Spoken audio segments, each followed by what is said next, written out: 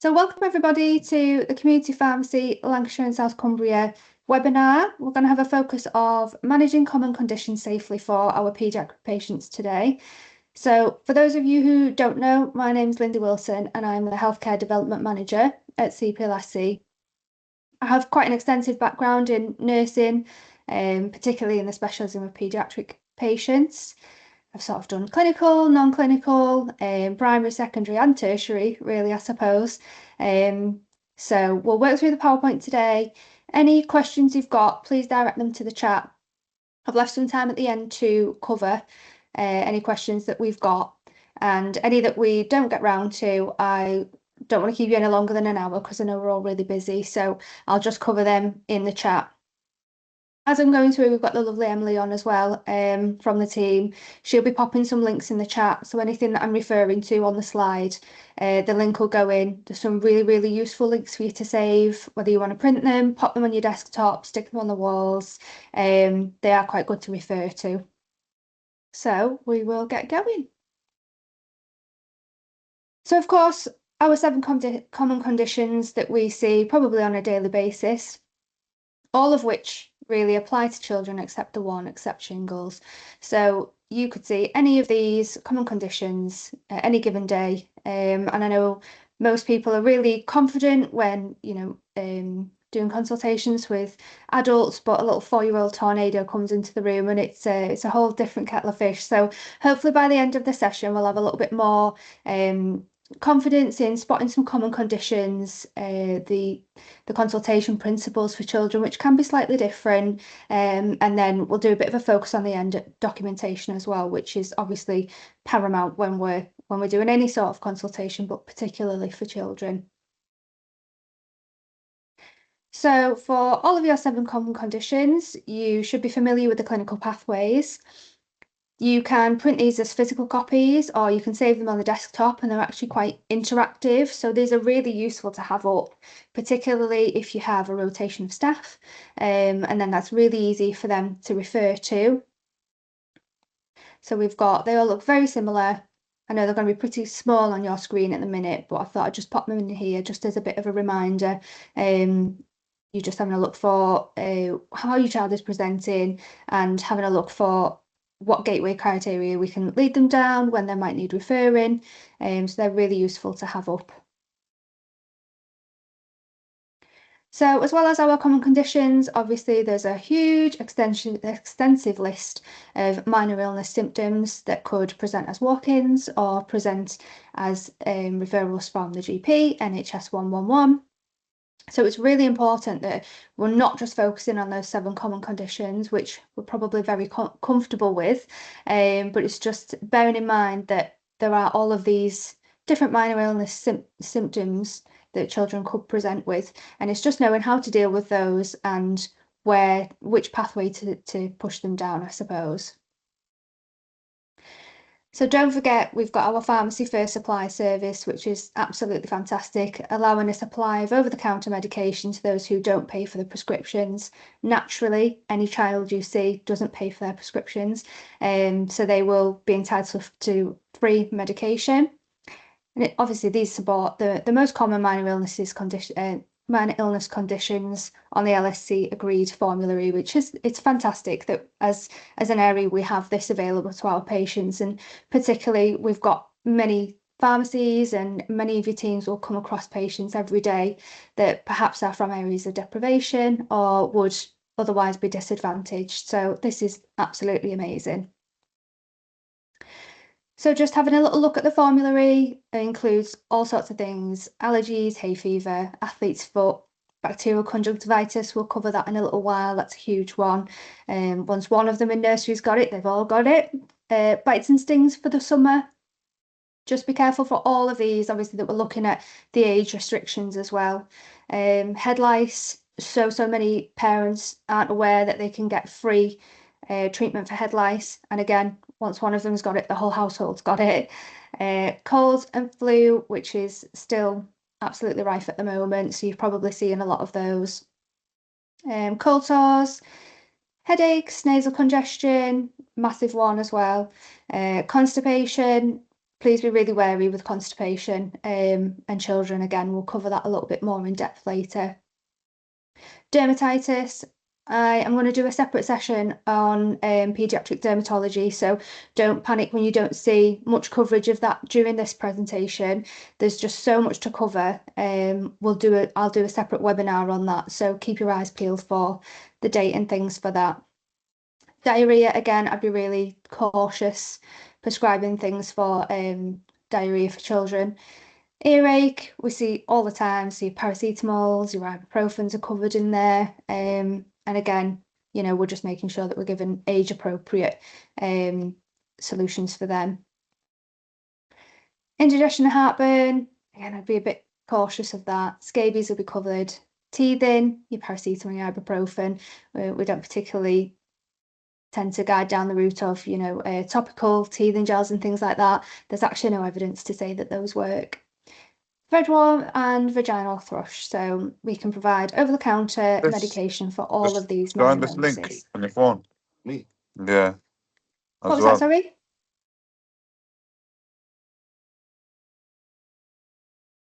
Oh, that was maybe just someone with the mic off. So as I've mentioned, we do get a lot of walk-ins, but really it makes our lives easier in community pharmacy if they're referred from the GP or NHS 111. But it's really important that we're working really closely with our GP partners to ensure that they are sending electronic referrals, so there's an auditable trail for referral to and from the GP to you guys and you guys back to the GP, because we need to be tracking your consultation outcomes, which is why your documentation is so important. The only accepted rationale realistically for you rejecting a referral is if you're unable to contact the patient's parent or caregiver. I think one thing I would really encourage you to be mindful of, and this is the mother in me speaking, those parents may have been up all night with that child. So if you're ringing at first time when you've opened in the morning, you've received the referral, please be mindful if you've not been able to get in touch with them the first time, give it an hour or so and then try again, just so we can make sure they've maybe gone back to bed, or baby's just managed to get to sleep on mum and she's not going to be answering that phone. So please try to ideally 3 times throughout the day if you can. If you're unable to get in touch with them, obviously it's normal procedure. You should be letting the referrer know that you've been unable to get in touch with the patient. So we will go through briefly some of the warning signs, red flags and things that you need to look out for. Naturally, I'm a nurse by background, so I don't want to overcomplicate these at all, but these are just sort of your early warning scores that you need to be aware of. I'm not expecting anyone to be an expert, but again, it's really helpful just to stick them up, or we've popped the link in the chat there. There's some really useful charts and things that you can print out or have on your desktop. We're obviously looking for anything that falls outside of that green 0 category. Again, as I say, I'm not expecting you to go through a full top-to-toe assessment and score this child and, you know, be getting comprehensive observations on them, because 1, it's really difficult on children, and 2, you don't need to be an expert. We just need to be looking at what doesn't look right. So just be mindful of your green column, and anything that falls outside of that, obviously we need to be raising as a concern. So same for respiratory rate. Again, can be difficult, especially when children are crying or upset, or, you know, they're not willing to be assessed properly. Persevere, they do come round, children do come round, but obviously just be mindful that they're in an unfamiliar environment. But just persevere. The benefit that we've got, and I know you're all really stretched for time, but we're not limited to those 10-minute consultations. So if the little one needs a little minute to calm down for you to be able to get better observations on them, then just give them a little minute, because a lot of the time we try and grab them, they're stressed, they're anxious, they look clinically well, but the numbers are telling us otherwise. So try not to focus too much on the numbers, but what's in front of your eyes as well. Just a couple of things to mention on capillary refill. I still see sort of people with the fingers or the toes and things like that.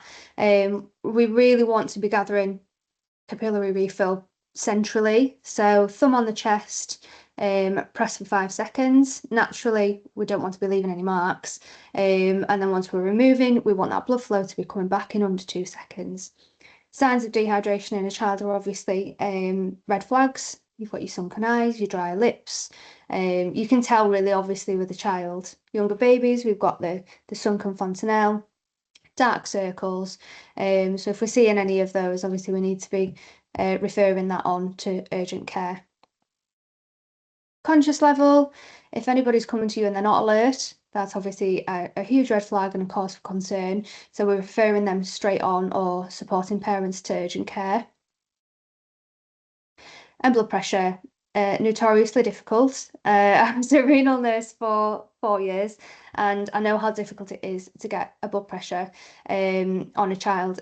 They won't score for a blood pressure anyway on the early warning score, and the only time, unless there's anything going on in their medical history, the only time their blood pressure would be massively affected is if they're at the top scale of being clinically unwell. So don't kick yourself if you can't get one. It's definitely always good practice to try and get a full set of observations, which does include a blood pressure. If unable to do so, it's not the end of the world, but as I say, good practice, we should be at least trying.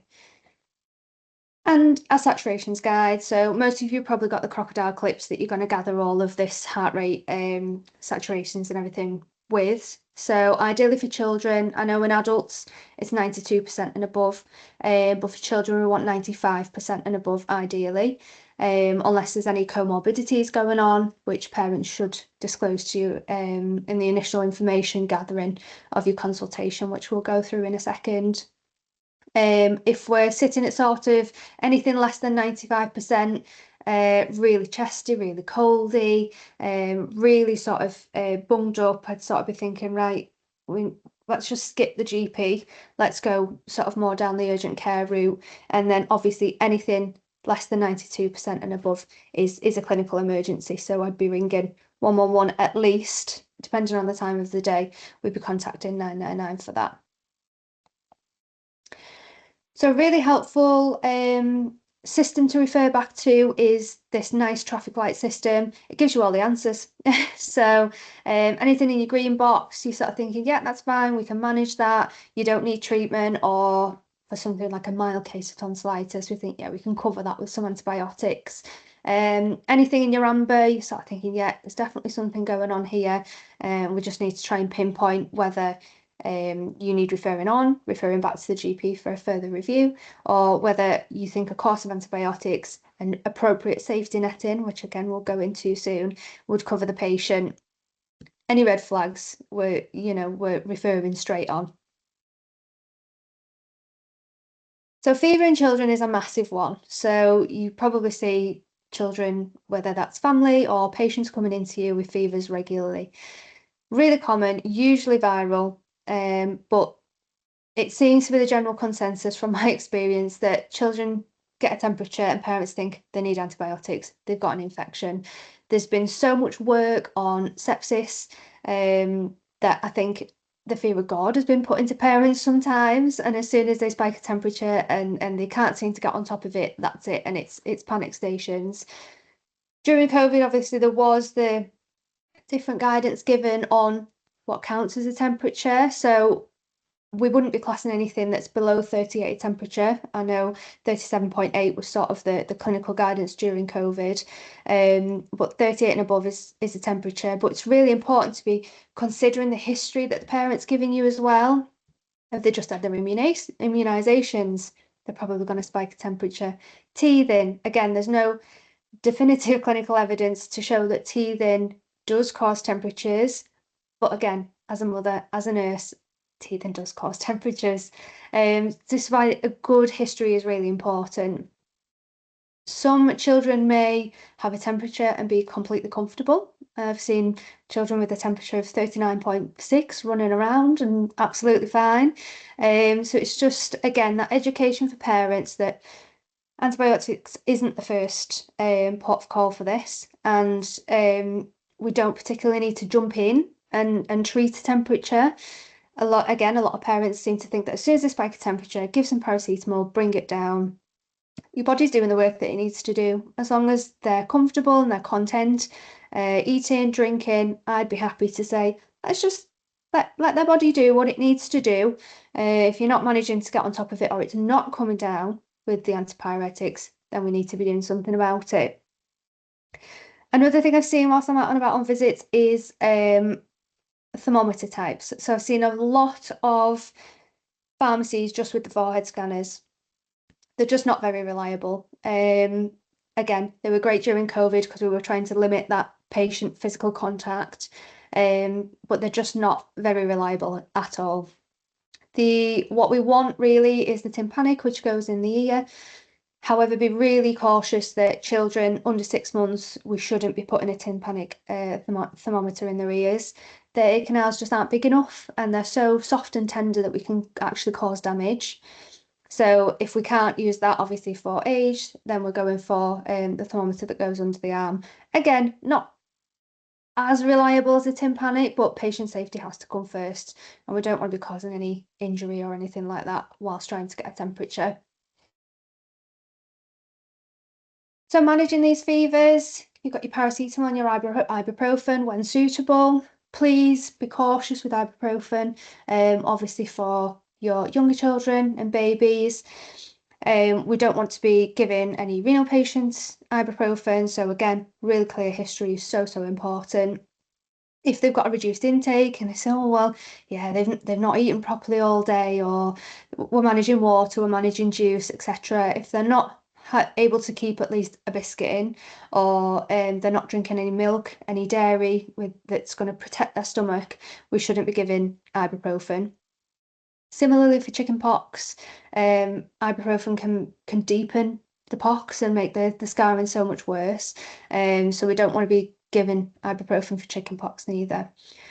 Please consider your weight-based dosing. So as part of your consultation, ideally we would like you to be weighing patients, especially paediatric patients. So whether that's they're happy to stand on the scales themselves, that's great, or whether parent or caregiver stands on the scales with them, you weigh the whole and then you take parents' weight off.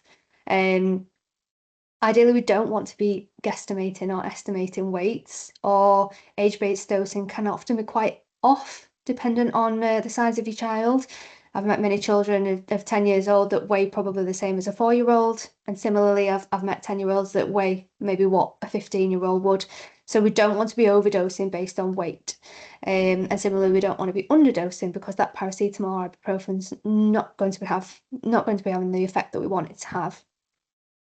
Always encourage fluids and food if they want to. Give those signs of advice on signs of dehydration. No sponging down or cool baths. It doesn't bode well at all with children and temperatures, and we don't want to pull that internal body temperature down too quickly.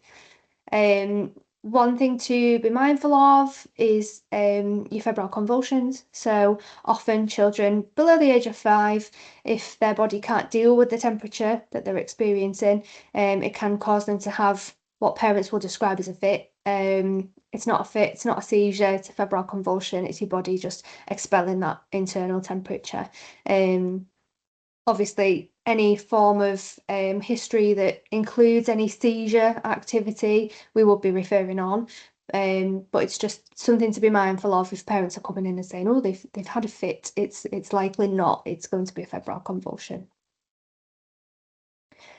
So our red flags and what we need to be aware of. Any baby under 3 months with a fever, urgent assessment is needed, and they need to be following the sepsis pathway. So they need referral to urgent care. If the fever's been ongoing for 3 days and doesn't come down with antipyretics, again, just dig a little deeper when parents are telling you this, because often they can say, yeah, they've had this temperature for 4 days now, I've given paracetamol, it's not coming down.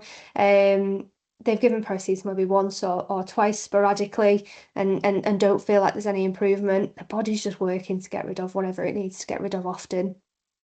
Your non-blenching rashes. So again, a dermatology assessment will follow, but for any child or baby that you see with a rash that doesn't disappear with what we used to call the glass test, but doesn't disappear with pressure, then we need to be referring that on for just being mindful of things like meningitis, etc. Any reduced responsiveness, massive red flag. Granted, your little babies and things might be sleeping, but just ensure that they're rousable. Parents are probably going to be a little bit reluctant for you to rouse their child when they've potentially just got them to sleep. But we just need to see that they're at least responsive. Those signs of dehydration, any increased rate or work of breathing, noisy breathing, grunting, anything like that is a red flag. And mottled skin. So what I mean by mottled skin is this. So young babies will often have mottled skin, but if someone's coming in with a temperature that's below 3 months, we wouldn't be seeing them anyway, we'd be referring them on. Be mindful that be mindful of the temperature of your pharmacy, of your consultation room. If they're cold, they can have mottled sort of arms and legs anyway. Ask parents, did they look like this at home, or did they just look like this now because they're cold? Consider other health things that might be going on. So children with Down syndrome often look quite mottled, but it's just another thing to sort of be aware of, and this is kind of what it looks like on your different skin tones. So on to our respiratory conditions. So surprisingly, children can get 8 to 12 respiratory illnesses a year, and this is normal. It's deemed as normal. They're often viral by cause, so you've got your common colds, your RSV, sore throats, things like that. And then moving up into the things that are going to red flag, so you've got your bronchiolitis, your croup. Often, respiratory illnesses are self-limiting. They do come out the other side after a few days, but 3 days of your baby being unwell with a respiratory illness feels like 3 weeks to a parent. You're not sleeping, it's really difficult. And often as community pharmacists, if we're the first point of call for these patients, you are going to experience parents at the height of that emotion. So just be patient. It's really difficult as a parent, naturally, to see your child unwell, but just try and have that compassion and stick with it. If you can get a really clear history of what's going on, is anybody at the home unwell? Is this something that's passed around? Is it just limiting to child or baby? And then we're starting to think, well, why is nobody else unwell? It's probably not viral. So because children and babies can get so many respiratory illnesses in a year, it means that the total number of these types of infections is probably way greater than all of the GP appointments available across the UK. Hence, community pharmacy is so important in taking some of that pressure off. Although most of the time we make the assumption that they're viral, these respiratory illnesses are viral, don't just work off that assumption. Make sure that we're still doing our full assessment. We're taking a really clear history. We're having a look in the ears, the throat if possible, and gathering those observations to get a really clear clinical picture. So our red flags, as I said, any breathing difficulty, noises, the wheezing, grunting, increased work of breathing, rate of breathing. And what I would say is parents or caregivers, they know their children and their babies best. They know what looks normal. And what we used to advise for children coming in and out with different illnesses is just advise parents, when baby or child is well, just take a little video of their chest, see how they're breathing, and you've got something to refer back to. That is great advice that I'd encourage you to be giving out to your patients. So then when they are tired and they are stressed and they're going through this awful period where their baby's unwell, they've got a visual thing to refer back to then of, okay, we can see that this does look different and baby is unwell or child is unwell. In young infants, head bobbing, so they'll be nice and what looks like relaxed, but they're just bobbing away. They're just working really hard to get that oxygen in. Nasal flaring is another one. When we get to the point of sort of head bobbing and nasal flaring, they are probably really struggling. All of your recessions, so your intercostal recession, if parents are happy, ideally when we're assessing breathing, we want to strip vests and things off to have a really good look at the sternum. Any tracheal tug, recession at the side of the ribs or underneath the ribs is a good indicator that baby is really struggling with their breathing. And again, we'd be directing those to urgent care. So as part of our 7 conditions that we're seeing all of the time at the moment, we've got sore throat and sinusitis that are going to sort of blur the lines, I suppose, with coughs and colds. They're going to present as my child's got a cough or a cold. Encouraging fluids and rest. Sleep is the best medicine, but children don't sleep when they're unwell. So you get sort of stuck in that vicious cycle. If we're really congested, we can be providing saline sprays and drops, which again are on your Pharmacy First formulary. Honey is actually a great natural remedy, but really important to remember that we're not advising parents to use honey for children under a year. This is because their stomach enzymes aren't developed enough to deal with the enzymes in honey, and it can actually sort of turn into a toxin. And we're avoiding cough medicines under the age of 6 years where possible. Again, there's no clinical indication that they work, but parents can be quite persistent that that's what they want. Children with sinusitis, I mean, we're seeing a lot of sinusitis at the moment, so we probably all know the symptoms of that. The cough, the cold, blocked or runny nose, swelling and tenderness sort of around the T-zone and underneath the eyes, and a high temperature. And that typical sinusitis mucus that's coming from the nose. So it's really important to look out for those and know that we can obviously help parents and treat those. We've got steroid nasal sprays and drops that we can use to deal with what's going on in the sinuses, and then your antihistamines as well, which, you know, it might be in the summertime, it might be an allergy or hay fever that's causing the sinusitis, and again, we're covered by the Pharmacy First formulary.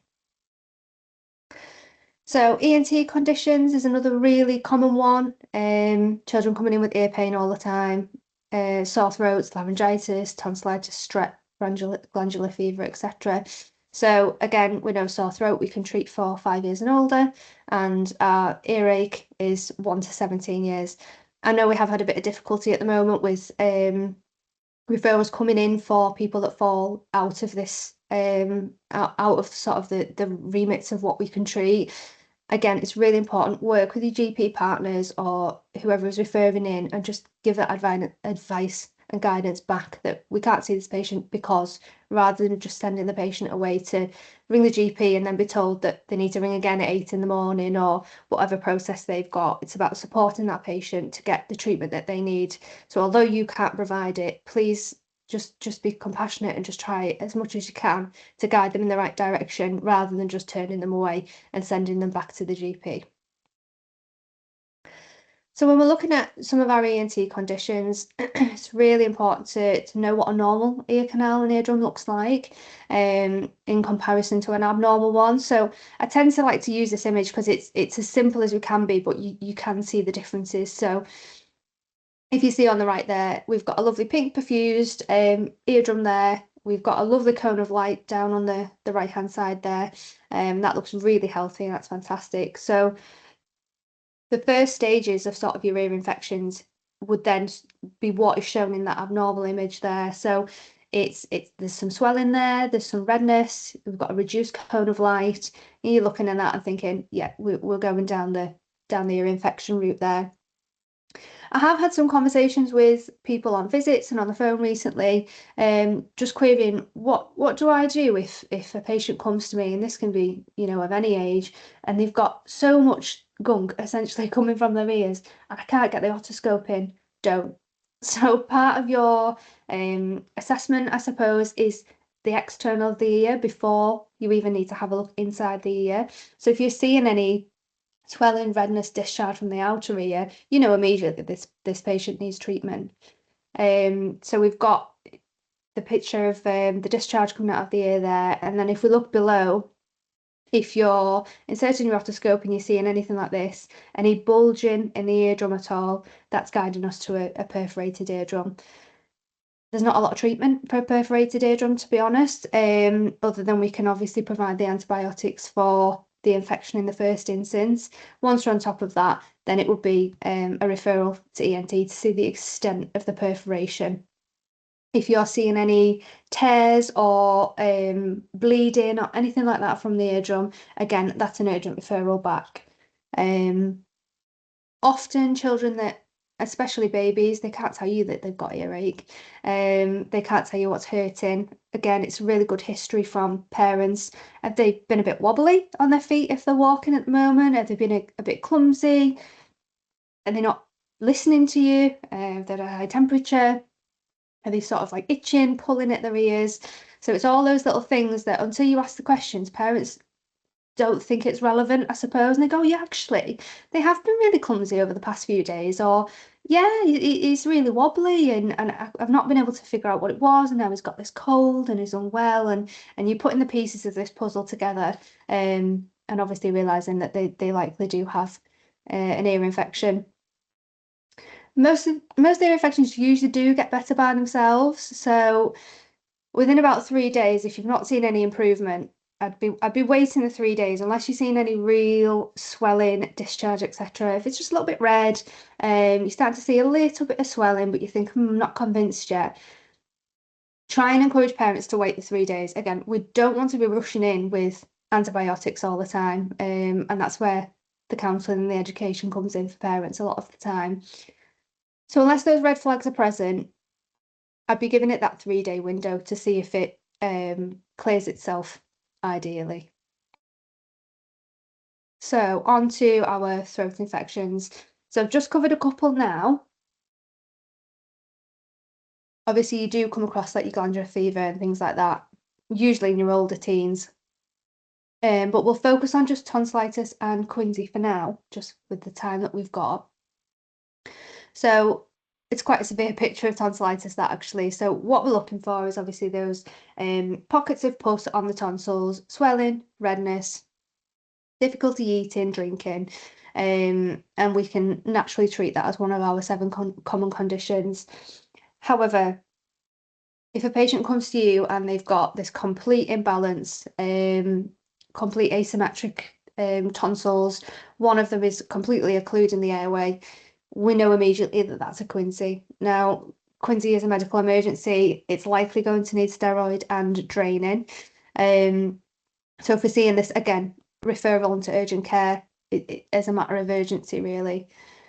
So with these tonsillitis, it's not contagious, realistically, but a lot of parents will say, oh, such and such has had tonsillitis at school and now it's going round and you know, but it's the infections that cause the tonsillitis that can be passed on. So there's, again, mixed messages come from parents, but it's just advising them that it's not contagious and we're not going to rush in with antibiotics if we can help it.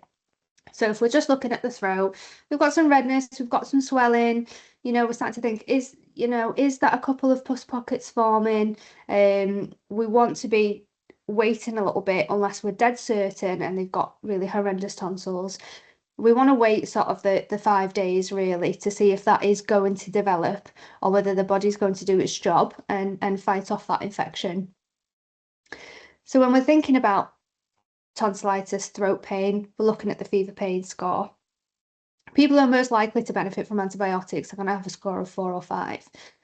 So each of these will score 1. So we're thinking fever, have they had a fever over the past 24 hours?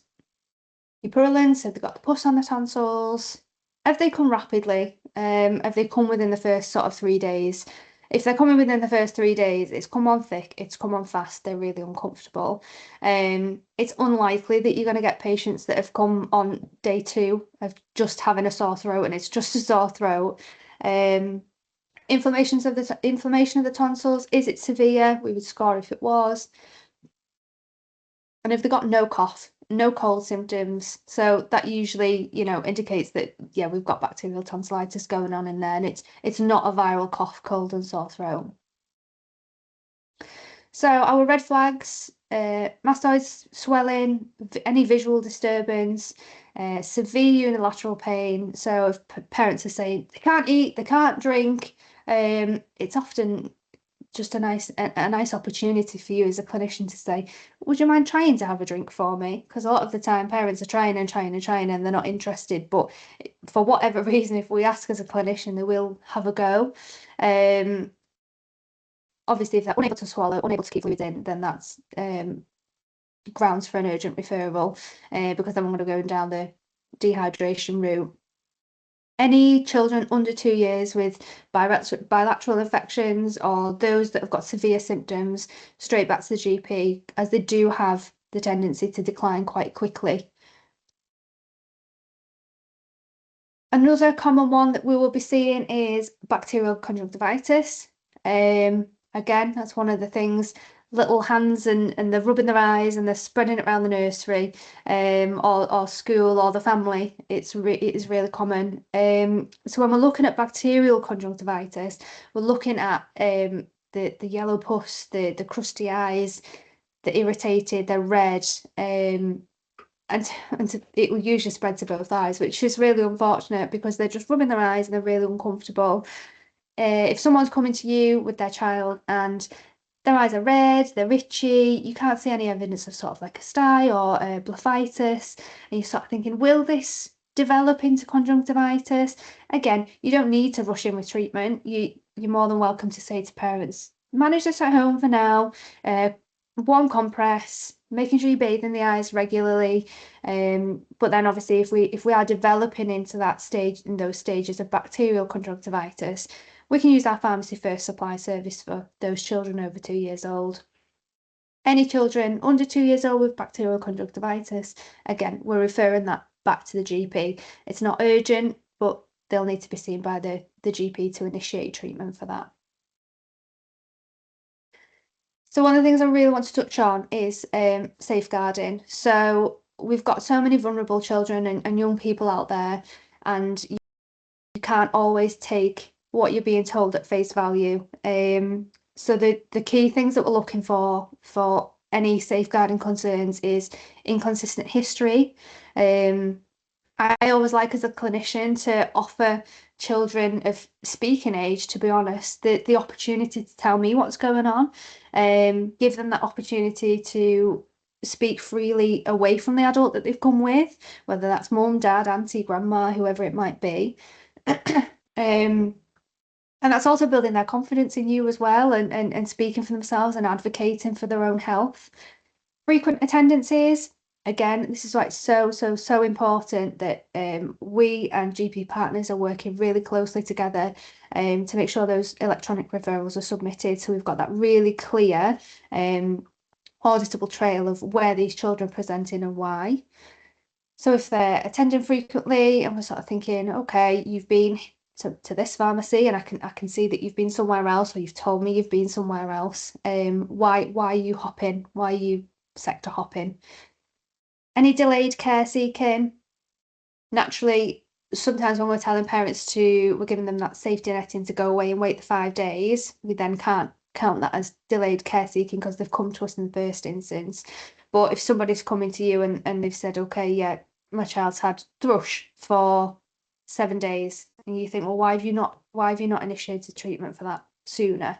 Any signs of neglect, any concerning parental behaviour, whether they're just talking over the patient for a start, which as parents we can do because we want to get full message across and we want to make sure that we're heard for our child.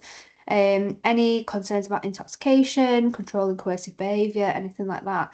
And similarly, concerning behaviour from the child. Is that child withdrawn? Are they not wanting to be touched by that person that's brought them? Is it somebody that doesn't have parental responsibility that's brought this patient, and why? So it's just about slotting those things into conversation. In community pharmacy, safeguarding concerns often do present as minor ailments until you look twice, until you ask some more questions. Unfortunately, some of you will work in areas of deprivation and where there are risks of child sexual exploitation. So for recurrent throat infections, vaginal thrush, etc., I'd really be asking extra questions and just logging those in your documentation. So for specific contact details or guidance for safeguarding teams based on your locality, CPLSC have got a full public health services page, and there's detailed safeguarding guidance on there. Similarly, if not already, I'd encourage everybody that works in your pharmacy to download the safeguarding app. if you've got any concerns at all, it's really easy and a quick access tool, really, just to jump on, and it guides you to exactly where you need to be. Particularly if you have locums that come in a lot, encourage them to download it as well, because they often work in different areas and things like that, and it's not always the same process depending on which locality you're in. So safety netting, I've mentioned it a couple of times. So when we're sending patients and parents away, whether we've given them a full consultation or we're telling them, you know, perhaps you need to wait a couple of days and see if anything comes from this, they need to know what to expect, when to seek help, where to go to get that help, and the time frame for another review. Healthier Together have got some excellent resources they've got safety netting sort of guide sheets that you can print out or send to patients' phones. Similarly, it's just really easy as a clinician it's sort of like a script for you to just follow. So definitely have a look at them, they're fantastic. It really helps reduce unnecessary referrals if we're giving good safety netting. Improves patients being able to self-manage, especially in community settings like community pharmacy. They don't know actually that they can come back to you. So we need to be providing that clear, specific advice using accessible language and documenting the advice we've given. Again, Healthier Together, the sort of cheat sheets that you can hand out to patients, they are available in other languages as well, which is really helpful. So your safety netting can be verbal, but any verbal safety netting that we'll give, please get parents to repeat back to you. So, okay, where will you go for this help, and when will you come back to me, just so you can check that understanding. When parents are tired and they've had a rough few days, they often just sit and it's information, you're telling them the information and it's just not going in. So documenting any advice that you're given. It's crucial to record your safety net and advice in the patient notes on your pharma outcomes report, just to ensure continuity of care and accountability for yourselves as well. So to give an example, a child presents to you with sinusitis, for example. It's day 7, and we know that sinusitis can take 2 to 3 days, 2 to 3 weeks to recover, really. So they see you on day 7. They're not really acutely unwell, and you think you can probably manage this. So we tell parents, you will likely recover in 2 to 3 weeks. If there's no improvement in 7 days, please seek help. You can always come back to us as a community pharmacy. And actually, when we're telling parents to go after, you've seen that patient already, so you are probably best to do that comparison. You can monitor if there's been any improvement, and it also builds trust and rapport with your patients. Similarly, if a parent was to bring a child for tonsillitis, you've seen them on day 5, there's no pus evident on the tonsils, they're eating, drinking, their pain's manageable, we're giving them that advice. Try and manage this at home, regular pain relief, and any temperatures, and we're telling them those red flags. Within another 3 days and you've not recovered, you need to either come back to me, or, for example, if they've seen you on a Friday and it's going to be the weekend, obviously we're going to be giving that appropriate advice of where to go based on opening times. So have a look at those cheat sheets anyway, because they're excellent. They're really good and it does all the work for you. And parents often like something to refer back to. So if you do have the facilities to print things like that off, they're great.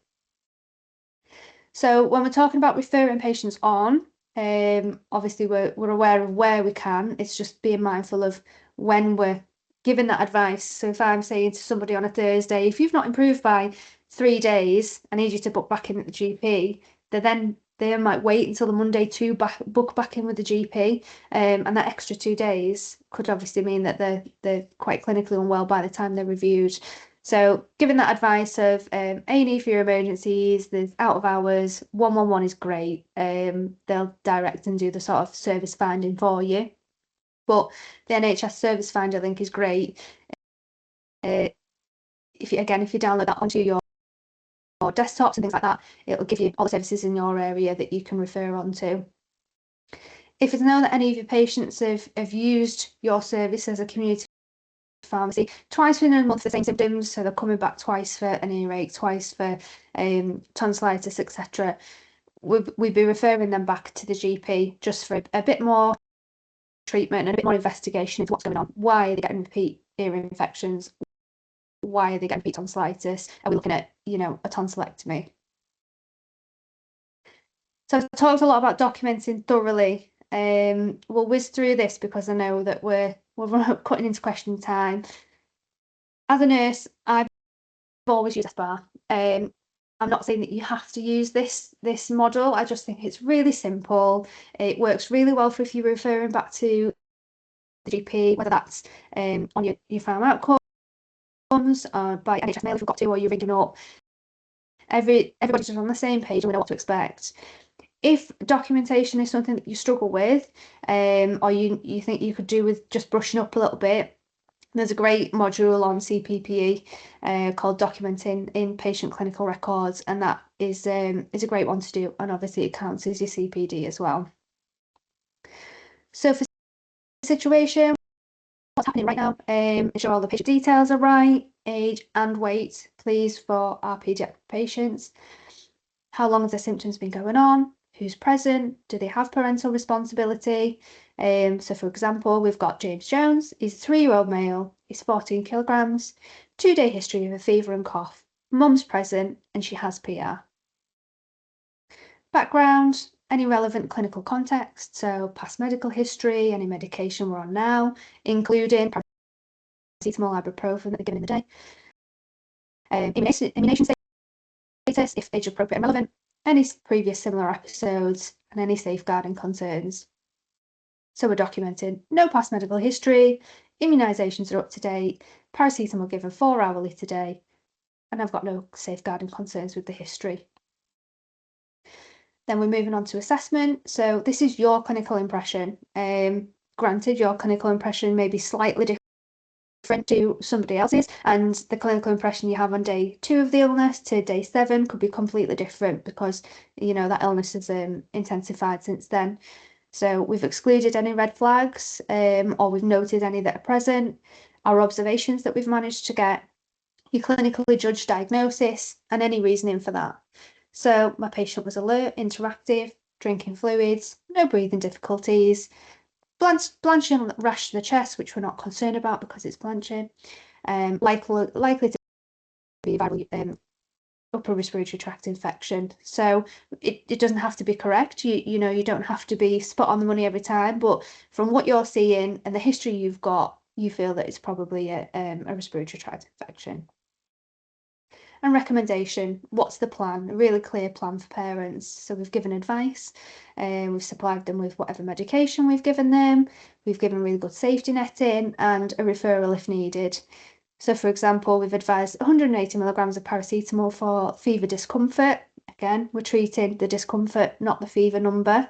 We've encouraged fluids, and we've given the advice that if the fever is going on for more than 3 days, any red flags like drowsiness or breathing concerns, seek 111 or emergency treatment centre review due to weekend openings.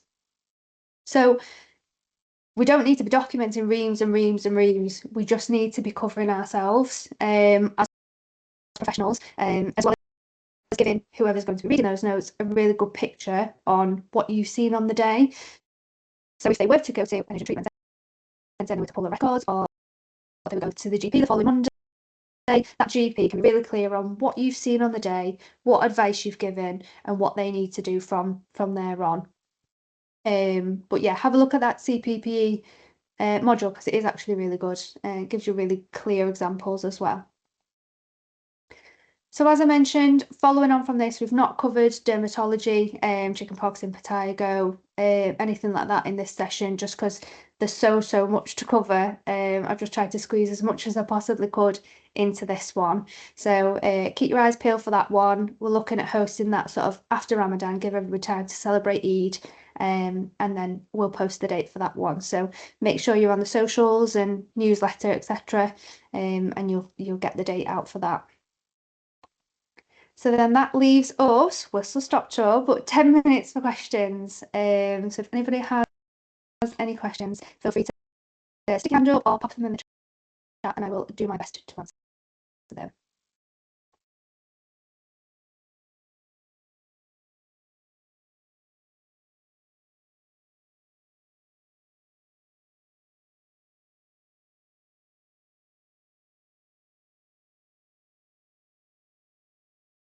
enough. You also don't have to ask any questions. If there is anything that springs to mind afterwards, I'll keep my eye on the chat this afternoon anyway. So if there are any questions, please feel free to pop them in there and I'll just answer them as they come through. One thing I would say is have a really good look and save all those resources that Emily's kind of put into the chat, because there's some really, really difficult ones, really, really helpful ones. Yeah, I've got some ones.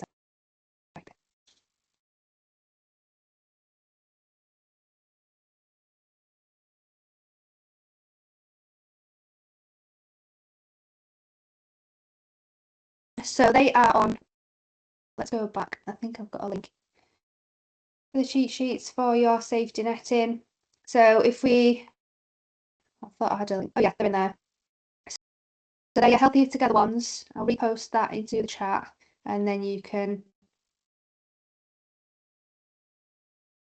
get those. Put that back in the chat for you. So the Healthier Together cheat sheets, which I think you're going on about, it literally gives like a green, amber, red. So green, if my child is carrying on like this, it's fine. Amber, I need to start monitoring them a bit more, and red, this is when to seek help. So Em's put those back in the sheets there, those sheets back in the chat there. They're great, and you can save them as well on your desktop, so they're there for you to show parents as they send us text messages or print them out. I still use them now when I'm practicing, they're really good. So if there's no more questions, I will let everybody get off and get on with the day. Thank you very much for joining us today. As I say, this session has been recorded and it will be available on our YouTube. So spread the message, get everybody logging on and having a look. And if anybody's missed it today, we'll probably have it uploaded by the end of tomorrow. So thank you for attending, everyone, and we'll see you later.